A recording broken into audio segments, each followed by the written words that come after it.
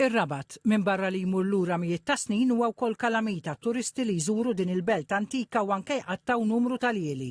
F'dan l-isfond l-Awtorità Maltija għat-Turiżmu għaddejja b'ħidma biex tħares il-patrimonju kulturali u storiku li huwa moni bih ir-Rabat biex anke jkompli jiżdied fost oħrajn it-turiżmu reliġjuż.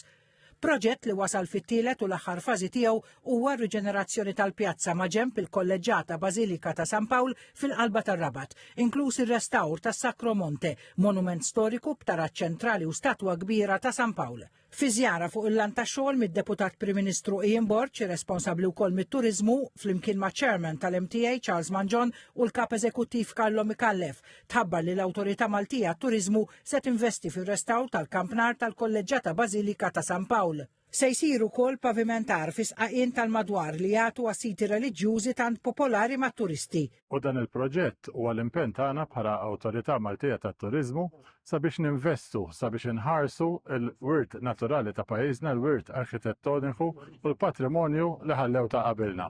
Dr. Borch għalli dawn il-proġetti juru l-impenn tal-Gvern biex iħares il-wirt kulturali u reliġjuż ta' Malta fil-waqt li jkompli jsaħħaħ il-prodott turistiku tal-pajjiż.